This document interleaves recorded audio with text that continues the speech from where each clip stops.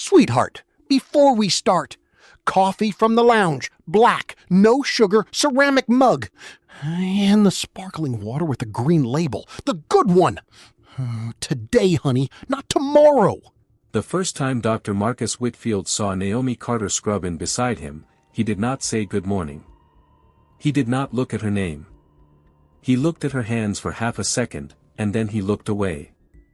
47 minutes later, he stood in the hallway outside operating room 4 and told the chief of surgery that this particular intern was not to set foot in his theater again under any circumstances, that he did not need to explain himself, that 26 years of perfect outcomes had earned him the right to choose who stood across from him at the table.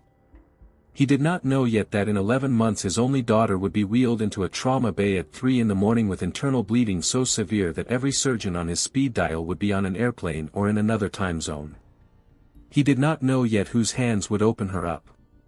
He did not know yet what it costs a man to learn the weight of a single sentence. He was about to. The hospital was called St. Vincent's Methodist, and it sat on a hill on the north side of Atlanta, 12 stories of glass and limestone overlooking a parking lot that had been a cotton field 120 years earlier. It was, by most rankings, the third best hospital in the southeastern United States. Its cardiothoracic surgery department was the second best. Its chief of cardiothoracic surgery was Dr. Marcus Whitfield, and on the morning Naomi Carter scrubbed in beside him for the first time, he was 58 years old and he had been the chief for 16 of those years. He had performed, by his last count, 4,211 open heart procedures. He had lost, by his own meticulous accounting, 23 patients on the table. He kept a small leather notebook in the top drawer of his desk in which he had written, in his own hand, the first name and last name and age of every single one of those 23 patients, and he read the notebook before every surgery, every time, without exception, for reasons he had never explained to anyone, including his wife of 31 years. Marcus was not a cruel man. He would have said about himself, if asked, that he was a demanding man, which in his own mind was an entirely different category. He did not yell at residents. He did not throw instruments. He did not make crude jokes. He did not do any of the things that the surgeons of his father's generation had done, the surgeons he had trained under in the late 1980s, the men who had screamed at him in operating rooms in Boston until he had cried in the locker room afterward and then gone back in the next morning and screamed at someone else. He had decided very early in his career that he was going to be a different kind of chief. He was going to be precise. He was going to be quiet. He was going to be exacting in a way that did not require volume. And he had been. Most of the residents who came through his program would later describe him in their fellowship interviews as the most rigorous teacher they had ever had, and several of them, the ones who had survived, would describe him as the reason they had become surgeons at all. The residents who had not survived his program did not give fellowship interviews about him. They had gone into other specialties. Or they had left medicine entirely. There had been, over 16 years, 14 of them. Marcus did not remember their names anymore. He had told himself, when each one of them left, that the program was simply not for everyone, and that the people who left were the people who had not been ready, and that the failure was theirs and not his, and that the patients on the table were better off because the program filtered out the ones who could not handle the pressure. He had believed this completely. He had never seriously questioned it. The 14 residents who had left his program had this in common. 11 of them were women. 9 of them were people of color. 6 of them were both. He had not noticed the pattern. The pattern had not made itself visible to him in the form of a noticed thing. It had simply been a series of individual decisions, each one of which had seemed at the time entirely justified by the specific circumstances of the specific resident. Naomi Carter was 29 years old. She had been at St. Vincent's Methodist for 7 weeks. She had graduated first in her class at Howard University College of Medicine. She had completed her general surgery residency at Johns Hopkins, where she had been the first black woman in the program's history to be selected as chief resident. She had turned down 2 fellowships at hospitals in the Northeast to come to Atlanta because her grandmother lived in a small house on Auburn Avenue, and her grandmother was 86 years old, and Naomi had decided when she was 12 that she was not going to let her grandmother die without being close enough to drive over on a Sunday afternoon and sit on the porch and snap green beans into a metal bowl. She had not told the hospital that. She had not told the chief of surgery that. When she had been asked in her interview why she wanted to come to St. Vincent specifically, she had given the answer that the people interviewing her had wanted to hear, which was an answer about the surgical volume and the case mix and the academic affiliations. The real answer had been her grandmother. The real answer had been that she had spent her entire adult life leaving Atlanta, and she had decided that it was time to come home, and that everything else, including the fellowship she had turned down at a hospital that would have looked better on her resume, was secondary to that decision. Naomi had hands that were, by every quantifiable measure, extraordinary.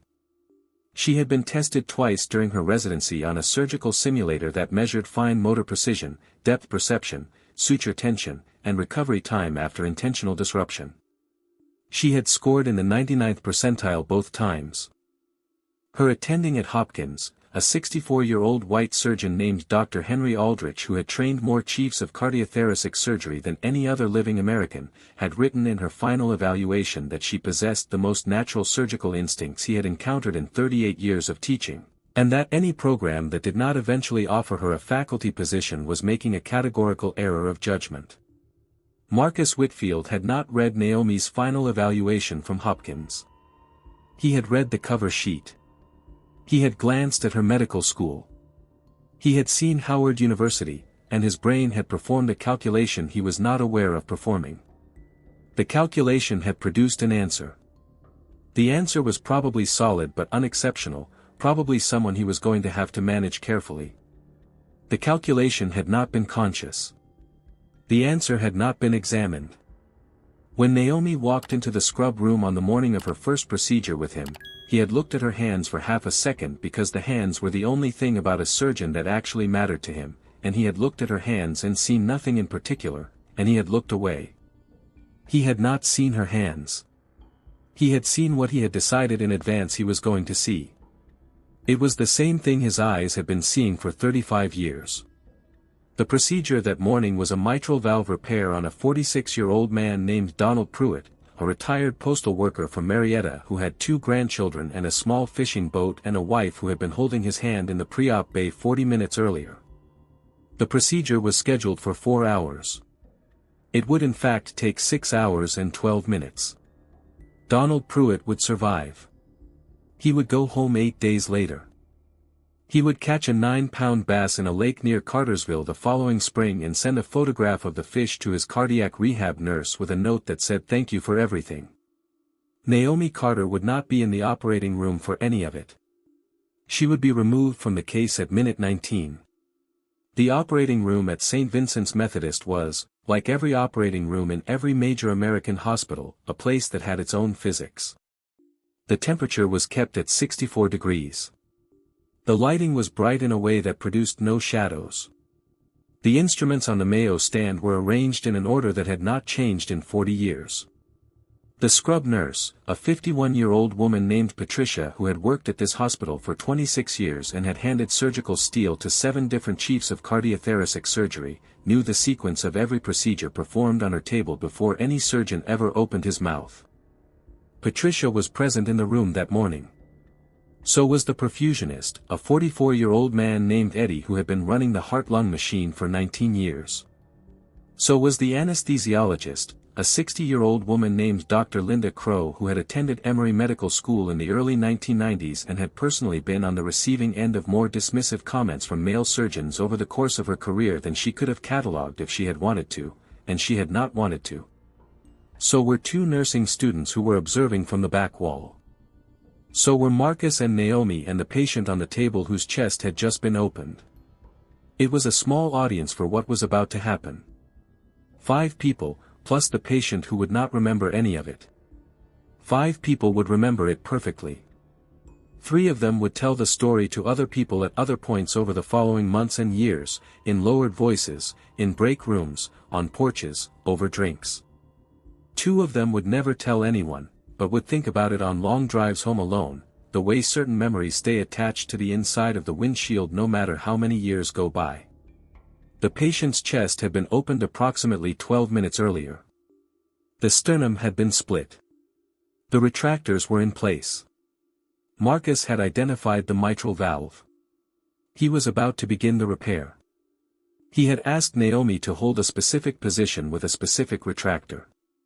He had told her, in the precise quiet voice he used when he was operating, exactly how much tension to maintain and exactly how to angle the instrument. She had done it perfectly. He had not noticed. He had moved on to the next instruction, which had been to ask her to suction at a specific point in the field. She had done that perfectly too. He had moved on again. He had asked her in the third instruction to confirm the placement of a stay suture that he himself had just placed. The stay suture was, in fact, slightly off. It was off by approximately 1 millimeter, in a direction that would not affect the outcome of the procedure, but that did represent an imprecision that Marcus had committed and that he was, without being aware of it, asking Naomi to confirm as correct. She had said, in the same quiet professional voice she had been using all morning, "Dr. Whitfield, the suture is positioned approximately 1 millimeter superior to where I would expect it. Would you like me to verify the landmark?" The operating room went still. Patricia, the scrub nurse, did not move. She had a hemostat in her gloved hand. She held it exactly where she had been holding it. She did not look up. She had worked with Marcus for 16 years. She knew what the next 60 seconds were going to contain, and she had decided, in the space of about 1 second, that she was going to remember every detail of it, because she was almost certainly going to be asked about it later. Dr. Linda Crow, the anesthesiologist, glanced once at her monitors. The patient's vitals were stable. There was no clinical reason for her to intervene. There was no clinical reason for anyone to intervene. The procedure was proceeding normally. The only thing that was not normal was that a first-week intern had just, with complete factual correctness and in the most respectful possible language, told the chief of cardiothoracic surgery that he had misplaced a stitch. Marcus did not look at the suture. He did not check the landmark. He did not pause.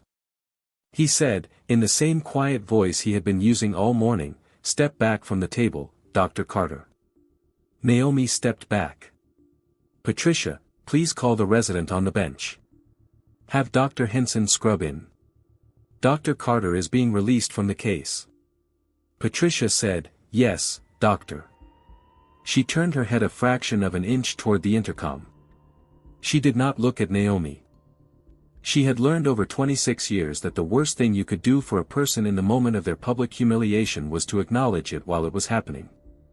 Naomi stood at the back wall of the operating room with her hands held up in front of her chest, gloved and sterile and now functionally useless. She did not speak. She did not look at Marcus. She looked at the patient on the table. The patient on the table was Donald Pruitt, who had 2 grandchildren and a fishing boat and who did not know any of this was happening. Naomi had read his chart that morning. She had spoken to his wife for 4 minutes in the pre-op bay. His wife was named Brenda. Brenda had been worried because Donald had a fear of anesthesia that he had never told the surgeons about and that he had only mentioned to her on the drive over that morning. Naomi had been the one who had reassured Brenda. She had stayed with her for an extra 2 minutes after the rest of the team had moved on, because she had seen something in Brenda's face that she had recognized. She thought about Brenda now, as she stood at the back wall. She thought about how Brenda was sitting in the family waiting area 4 floors below, and how she was probably reading a magazine she was not actually reading, and how at some point in the next several hours someone would come out and tell Brenda that the surgery had gone well, and how Naomi had thought when she walked into the operating room that morning that she might be the person who got to say it. She was not going to be that person now. Dr. Henson arrived in the scrub room 9 minutes later. He was 28 years old. He was a second-year resident who had grown up in Buckhead and whose father was a federal judge.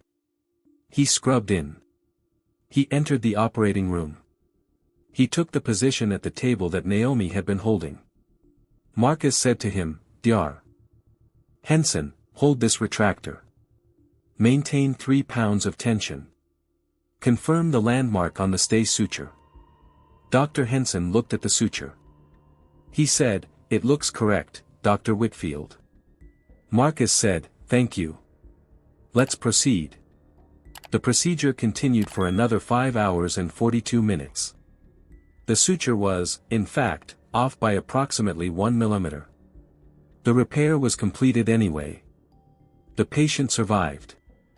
Donald Pruitt would catch his 9-pound bass the following spring. None of that was visible from the back wall of the operating room where Naomi was still standing. After 14 minutes of standing in the corner with her hands still held up in front of her chest, Naomi removed her gown and her gloves in the scrub room, and she walked out of the surgical wing, and she went down the back stairwell to the women's locker room on the second floor, and she sat on a wooden bench in front of her locker, and she did not cry. She sat for approximately 4 minutes. Then she opened her locker. She took out a small black notebook. She wrote down the date, the time, the procedure, the names of everyone in the room, and a verbatim transcript of the exchange that had occurred at the operating table. She did not write it down because she was planning to do anything with it.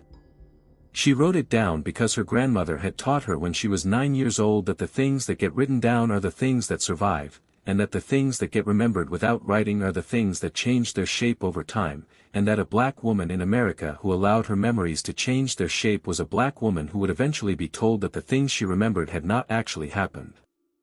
The notebook was the first page of what would become, over the next 11 months, a record.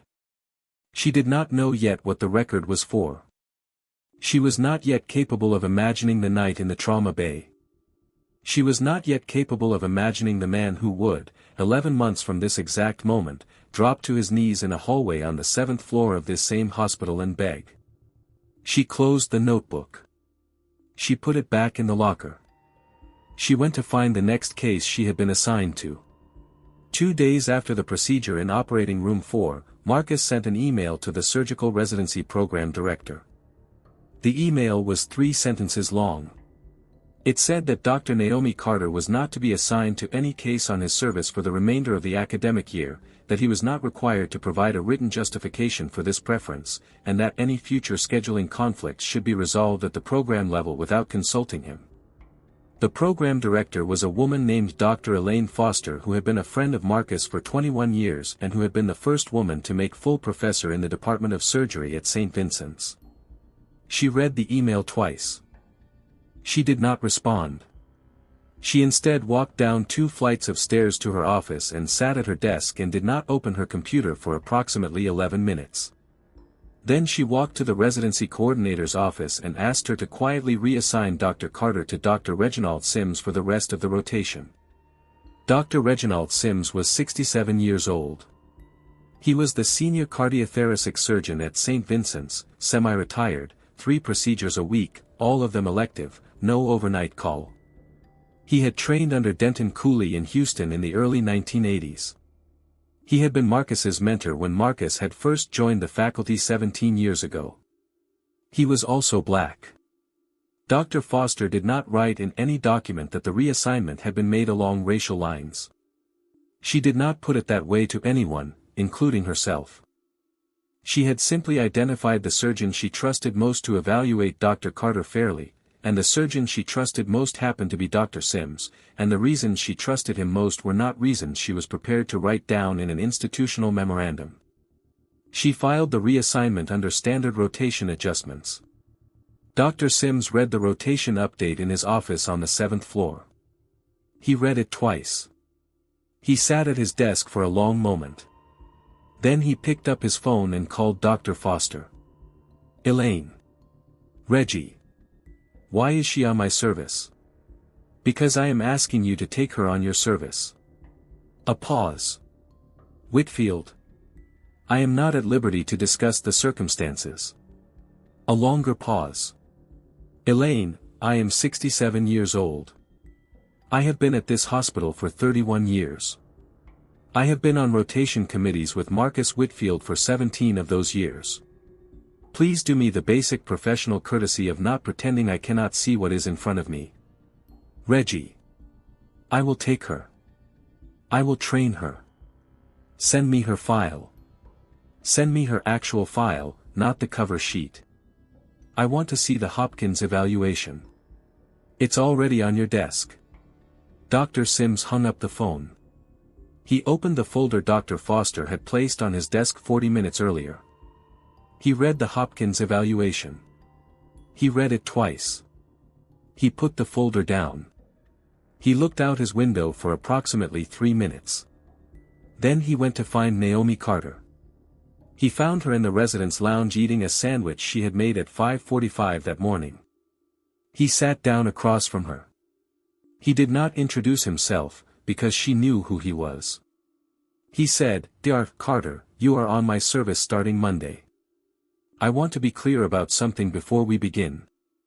I am not taking you on my service as a favor to anyone, and I am not taking you on my service to make a point.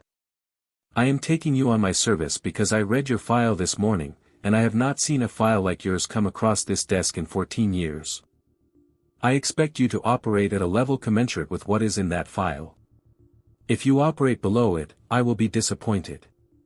If you operate above it, I will not be surprised. Do you have any questions?" Naomi had several questions. She did not ask any of them. She said, "No, sir." "Thank you, Dr. Sims." "Good. 8 a.m. Monday. Be ready." He left. Naomi sat in the residence lounge with half a sandwich in her hand, and she did not cry then either. She had not, in the 4 days since the incident in Operating Room 4, cried about any of it. She would not cry about any of it for another 8 months.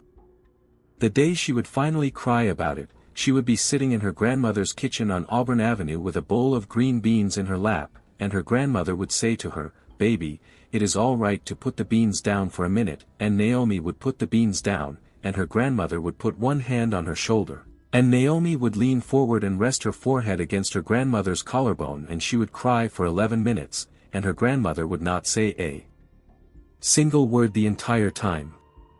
She would just keep her hand exactly where it was. That was 8 months in the future. In the present, Naomi finished her sandwich and went back to work.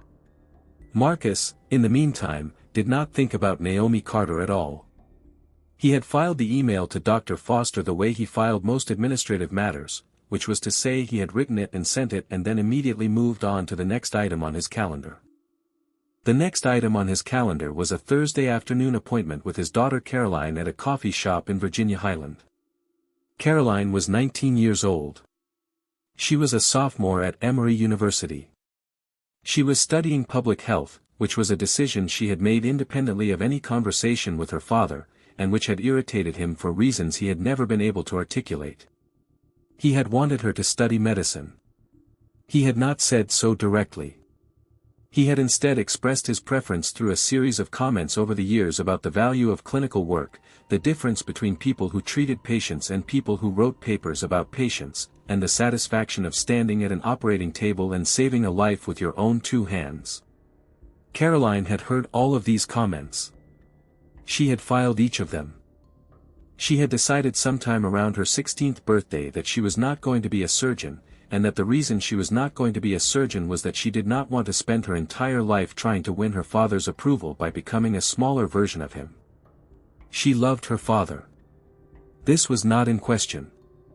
She loved him in the particular way that daughters love fathers who have given them everything except the specific thing they actually needed, which in Caroline's case had been a father who was capable of asking her what she thought without already having decided what she should think. The Thursday afternoon meeting at the coffee shop had been Caroline's idea. She had texted him on Tuesday and asked if he could meet her at 3 o'clock on Thursday between his last appointment and his evening administrative meeting. He had assumed she wanted money. He had assumed wrong. Caroline ordered an iced tea. He ordered black coffee. They sat at a small table by the window. Caroline put her hands on the table and looked at her father directly the way she had been looking at him directly since she was approximately 7 years old, and she said, "Dad, I want to talk to you about something." He waited. "I have been having some headaches. They started about 6 weeks ago. They have been getting worse. I had an MRI last Friday at the student health clinic. They referred me to a neurologist. I saw the neurologist on Tuesday. Marcus's coffee cup stopped halfway between the saucer and his mouth. He set the cup down. He set it down with the same precise control he used to set down a hemostat at the end of a procedure. The control was not the same thing as calm.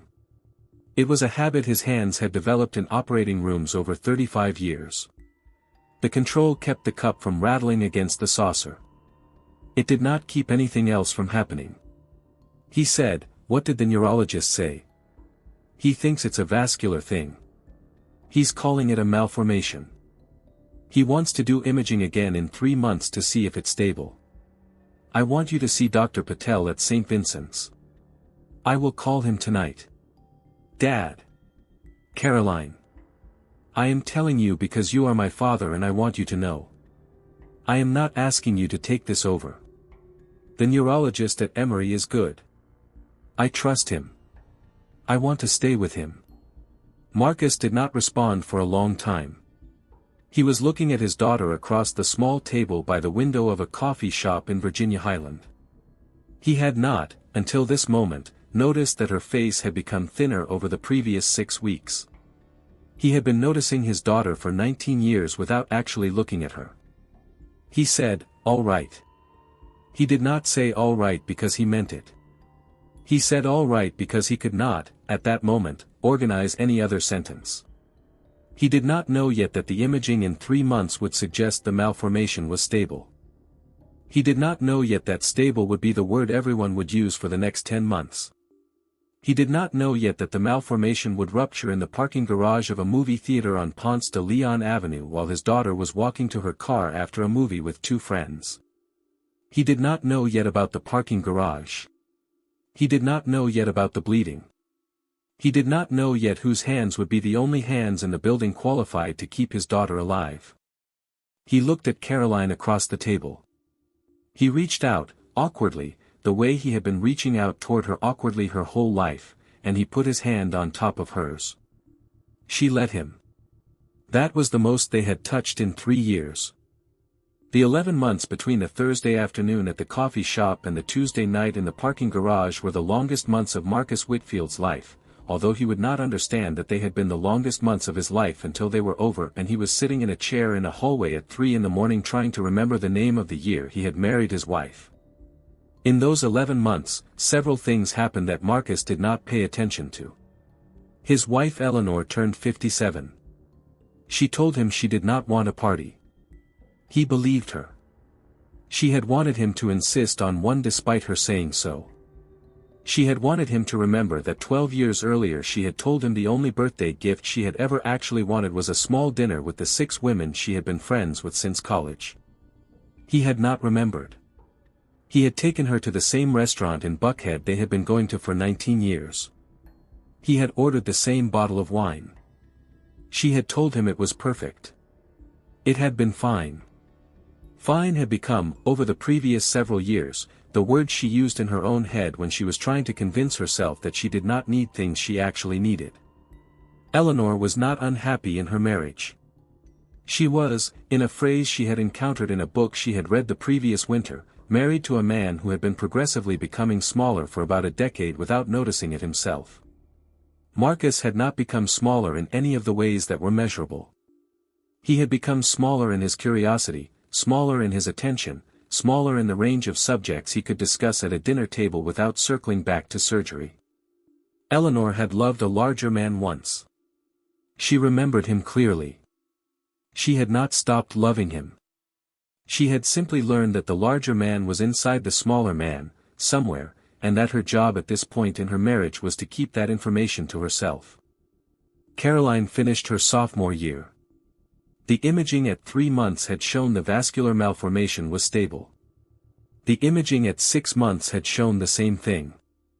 The neurologist had told Caroline to continue the medication and to call him if anything changed. Nothing had changed. Caroline had begun to think about the malformation the way a person thinks about a small structural defect in the basement of a house she rents. She had decided it was a thing she would deal with if it began to matter. She had decided she was not going to organize her sophomore year around it. She had spent the summer interning at a public health nonprofit in Decatur. She had taken on a senior thesis project in the fall that involved interviewing women in rural counties in South Georgia about access to obstetric care. She had driven herself to 3 different counties over the course of October and November in a used Honda Civic her mother had bought her for her 17th birthday. She had sat across kitchen tables from women who had birthed children in cars on the side of highways because the nearest hospital with a labor and delivery unit was an hour and 12 minutes away. She had filled 4 notebooks with their stories. She had not told her father any of this. She had told her mother all of it. Eleanor and Caroline had become, in the previous year, closer than they had been in either of their entire lives. They had developed a habit of meeting for breakfast every Saturday morning at a diner on North Decatur Road. They sat in the same booth. They ordered the same things. They talked for 2 hours. Marcus had not noticed that this habit existed. He had not noticed that his wife left the house every Saturday morning at 7:45. He had assumed she was going to the gym. She had not been going to the gym. In those same 11 months, Naomi Carter became, quietly, the resident every cardiothoracic attending at St. Vincent's wanted on their service. Dr. Sims took her into 83 procedures in the first 6 months. He let her close on 29 of them. He let her perform the primary anastomosis on a coronary artery bypass graft in her 4th month, which was almost unheard of for a first-year cardiothoracic resident. He had stood across the table from her while she did it. He had not said a single word for 41 minutes. When she had finished, he had said, "Dr. Carter, that is one of the cleanest anastomoses I have observed in this hospital." She had said, "Thank you, Dr. Sims." Then she had gone to the supply closet and stood inside it for 2 minutes with her hands pressed against her face, and she had come back out and asked Patricia what was next on the schedule. Patricia, the scrub nurse who had been present in operating room 4 11 months earlier and had not looked up when the dismissal had happened, had begun, somewhere around month 3, to seek out the cases where Naomi was operating. She had not said anything about it to anyone.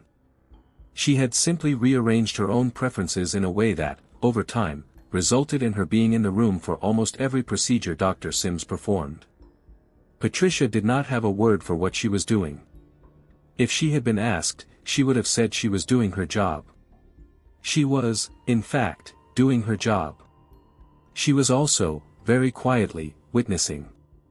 Dr. Henson, meanwhile, became progressively less impressive over the course of the year. The chief resident, a 33-year-old woman named Dr. Priya Subramanian, kept her own records, and she had her own filing system for her own opinions about Marcus Whitfield.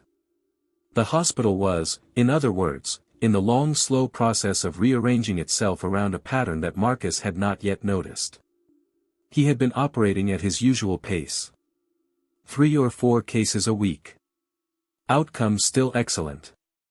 He had been giving the same monthly grand rounds lectures. He had been driving the same 15-mile commute from his house in Brookhaven to the hospital and back every weekday. He had not, in those 11 months, opened his small leather notebook to add any new names to it. Nobody had died on his table. He had taken this as confirmation that everything was working the way it was supposed to be working. On the Tuesday night the malformation ruptured, Marcus was in his study at home reading a journal article about a new technique for aortic root replacement. Eleanor was in the kitchen washing 2 wine glasses. Caroline was walking through the 2nd level of a parking garage on Ponce de Leon Avenue with her 2 best friends from high school, Madison and Tatiana, after a Tuesday discount showing of a movie they had all wanted to see for 3 weeks. The movie had ended at 10:41. They had stopped at the bathroom on the way out. They had reached the 2nd level of the parking garage at 10:53. Caroline did not feel the rupture in any way she would later be able to describe.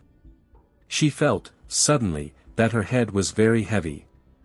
She felt that the floor of the parking garage was at an angle that the floor of the parking garage had not been at 3 seconds earlier.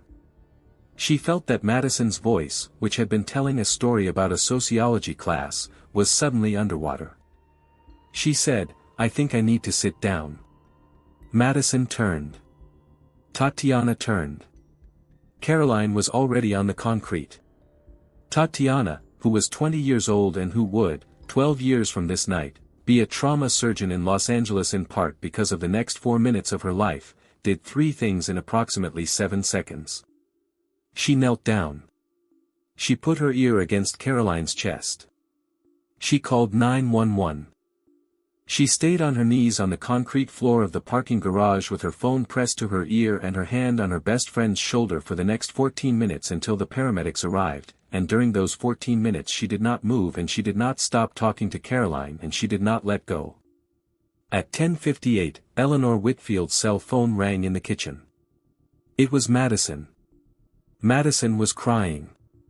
Eleanor was halfway through asking what was wrong when Marcus walked into the kitchen, because he had heard something in his wife's voice that he had not heard in several decades and that some part of him had recognized before the rest of him had caught up. Eleanor said, "It's Caroline." Marcus did not respond. Eleanor said, "We need to go right now." He was already moving toward the door. He was already, although neither of them knew it yet, 11 minutes away from a parking lot at St. Vincent's. 11 minutes away from a hallway on the 7th floor. 11 minutes away from a sentence he had spoken 11 months earlier that was about to come back, with absolute precision, and ask him whether he had meant it. The drive from Brookhaven to St. Vincent's Methodist on a Tuesday night, late, with no traffic, was 13 minutes. Marcus drove it in 9. He did not speak. Eleanor did not speak. The only sound in the car was the sound of Eleanor's left hand pressed against the dashboard, which she did not realize she was doing, and the sound of her own breath, which was coming in a pattern she did not recognize. Marcus pulled the car into the emergency department entrance at 11:14. He left it in front of the ambulance bay with the keys in the ignition. He had told a valet attendant once, 6 years earlier, that doctors who left their cars at the curb at their own hospitals were doctors who thought the rules did not apply to them. He left the car running. He did not look at it again. The trauma chief on call that night was a man named Dr. Wendell Bishop, 52 years old, a general surgeon by training, the senior trauma attending at St. Vincent's for the previous 9 years. He had been notified of an incoming 20-year-old female with a suspected thoracic aortic injury at 11:04. He had been in the trauma bay since 11:07. He had received the patient at 11:19. He had stabilized her enough by 11:33 to know 2 things. The first thing was that she was bleeding internally from a source he could not access from a standard trauma incision. The second thing was that the patient was the daughter of the chief of cardiothoracic surgery. Dr. Bishop had known Marcus Whitfield for 16 years. He had operated alongside him on combined trauma cases approximately 30 times. He did not particularly like Marcus, but he respected him, in the careful professional way that surgeons respect other surgeons they have watched operate. When Dr. Bishop saw Marcus walk through the trauma bay doors at 11:21 with Eleanor at his elbow, Dr. Bishop walked toward them with the specific walk of a man who is about to deliver information that no version of his medical training had ever prepared him to deliver. He said, "Marcus." Marcus said, "Tell me." Aortic injury. Suspected dissection of the descending aorta with possible rupture into the left hemithorax. We are imaging her now. She is intubated. She is hypotensive but maintaining. I have ordered 4 units of O-neg.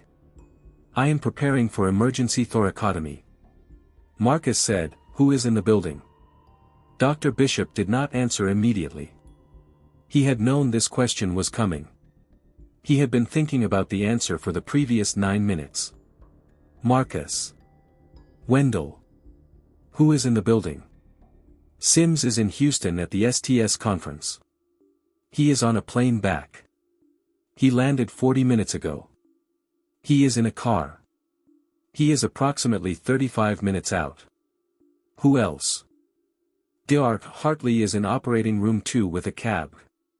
He has been at the table since 8:15. He is not coming off it. Who else? Dr. Bishop took a breath. Marcus. There is no one else with attending privileges in cardiothoracic in this building tonight. Sims is the next one in. Hartley is unavailable. You are the 3rd name on the call rotation. You cannot operate on your daughter. That is not me telling you. That is the medical staff bylaws of this hospital telling you. You know that. Marcus did not respond. He was looking past Dr. Bishop into the trauma bay where his 19-year-old daughter, who had cried twice in parking lots in South Georgia the previous October, was lying on a stretcher with a tube down her throat and 3 lines in her arm and a respiratory therapist squeezing a bag at the head of the bed. She did not look like his daughter. She looked like a patient. He had been able, for 35 years, to look at a patient and see the procedure and not the person. This was the first time in 35 years that he had not been able to do it. Eleanor said, very quietly, beside him, "Marcus, I cannot lose her." Marcus said, to nobody, to the air, 35 minutes is too long. Dr. Bishop said, "I know." Marcus said, "What is the bleed rate?" "I do not know precisely." The chest tube put out 400 milliliters in the first 10 minutes. It is dropping but it is not stopping. She has had 2 units already. 35 minutes is too long, Wendell. I know. A pause. Dr. Bishop said, "Marcus, there is one other option. She is here. She has been here all night. She was in operating room 6 with Sims until 10. She is on the 7th floor right now writing notes. I have already paged her."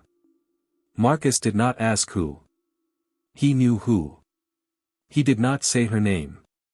He could not bring himself to say her name. He stood in the middle of the trauma bay with his wife pressed against his side and his daughter 12 feet away with a tube in her throat, and he understood, with the absolute clarity that comes to a person approximately once in a life, exactly what the next 5 minutes were going to require of him. Dr. Elaine Foster, the residency program director, arrived in the trauma bay at 11:26. She had been called by Dr. Bishop directly. She had driven from her house in Decatur in 11 minutes. She walked up to Marcus. She did not greet him.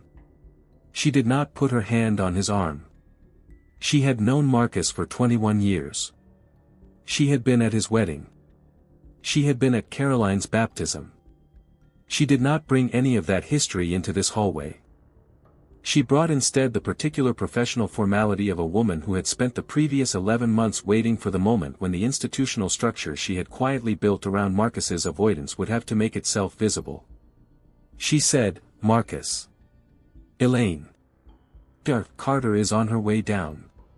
She is the senior resident with the highest case volume in thoracic vascular procedures of any non-attending physician in this hospital. She has performed 71 descending aortic procedures under Dr. Sims's supervision in the past 11 months. 23 of those were emergency cases. Her complication rate is 0. I am telling you these numbers because I want you to make this decision with the actual data in front of you and not with whatever you think you remember about her from a year ago." Marcus did not respond. Dr. Foster said, "She will operate as a senior resident under attending supervision. Dr. Sims will be on the phone from the car. He will arrive by the time the chest is open. The legal and medical bylaws allow this configuration in a documented emergency. The only thing required is your consent as the parent and your sign-off as chief of the department on the operative team composition. I need both signatures, and I need them in the next 90 seconds. She held out a clipboard. Marcus looked at the clipboard. He looked at his wife. Eleanor looked back at him. She did not say anything.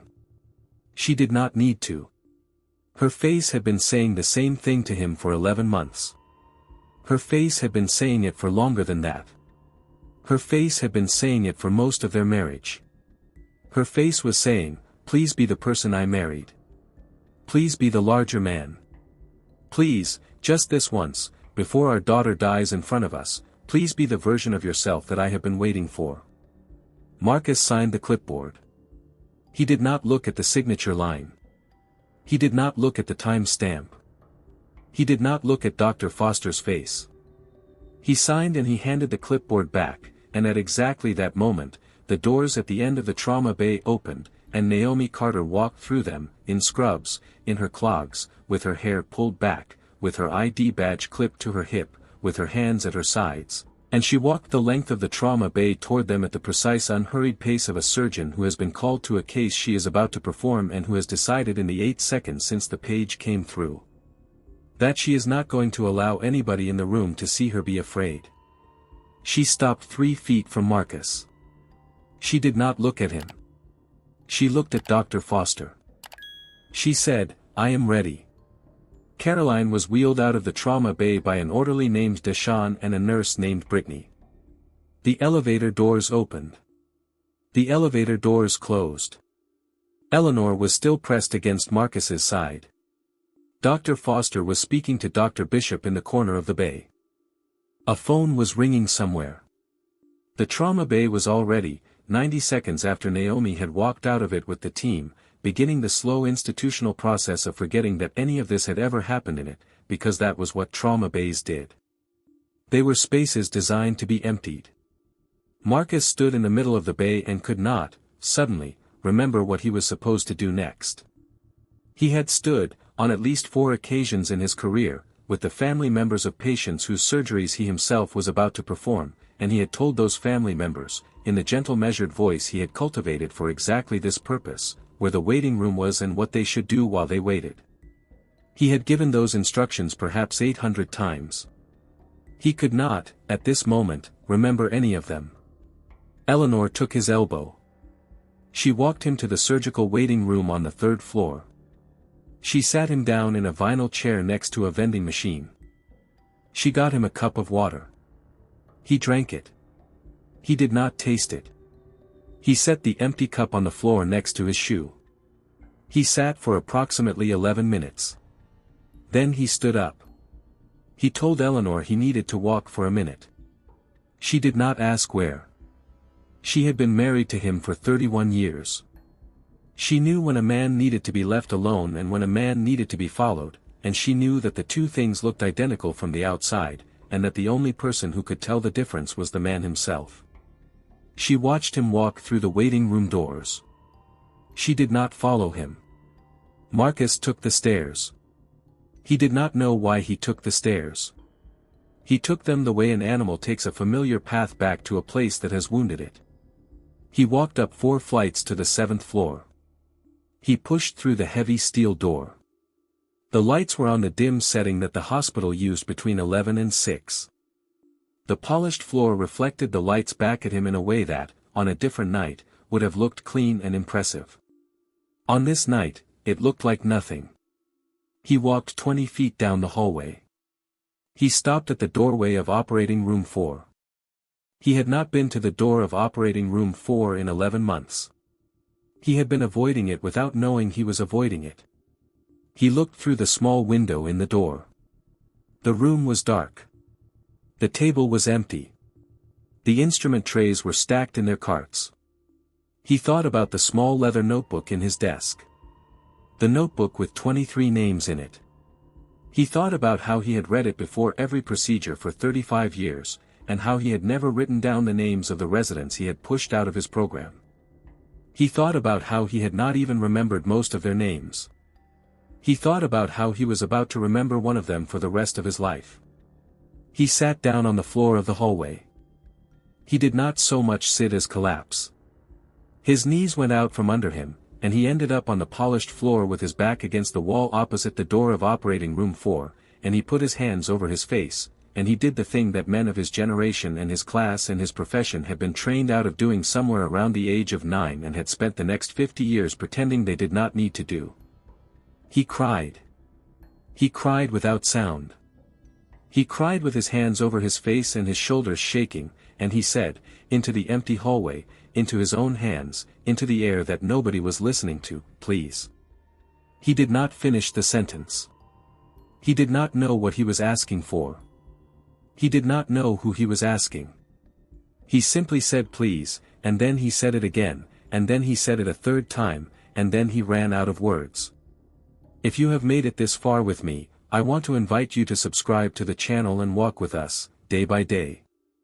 The stories we tell here are for the people who have lived long enough to recognize the moment a grown man finally has to put his hands over his face in a hallway he has avoided for 11 months. If you are one of those people, you already know what I mean. Most of us, somewhere along the way, have had a door we walked past for a long time before we understood we were walking past it. The brave thing is not to never have one. The brave thing is to sit down in front of it when we finally see it. He sat on the floor for 9 minutes. He found out later from the timestamp on a text his wife had sent him at 11:42 asking if he was all right.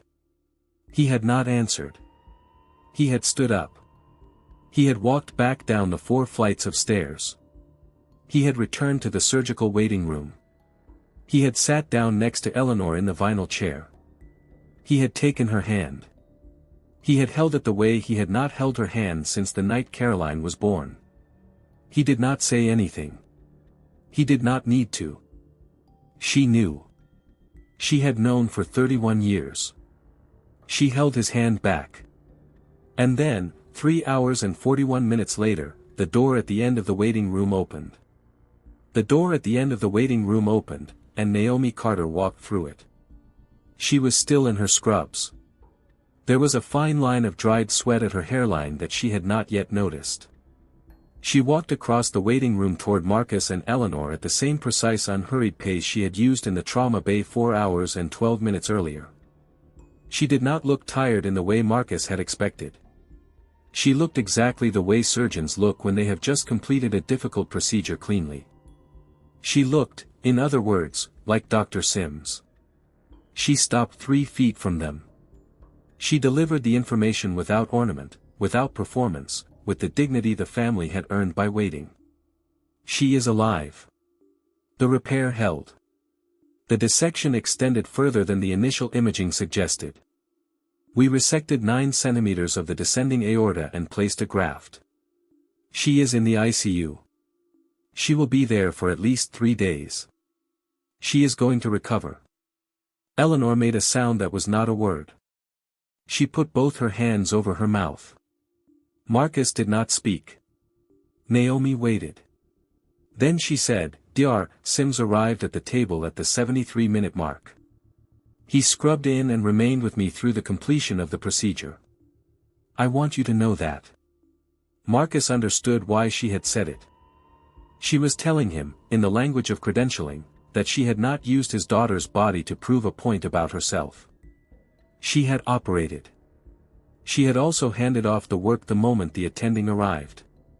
She had behaved, throughout the previous 4 hours, like the surgeon he had decided 11 months ago that she was not. He said, "Thank you." She nodded once. She turned to go. He said, "Dr. Carter." She stopped. She did not turn around. He said, "I am sorry." She stood with her back to him for a long moment. Then she turned. She looked at him directly, in the eyes, without softening any part of her face. She said, "Dr. Whitfield. Your daughter is going to live. I am glad. I want you to hear me say that I am glad. I want you to also hear me say that what you said to me 11 months ago is not a thing that an apology in this hallway will close. It will close, if it closes at all, in the work you do for the next 15 years with the residents who come after me. That is the only currency in which a debt like that is paid. I will see you in the morning." She walked away.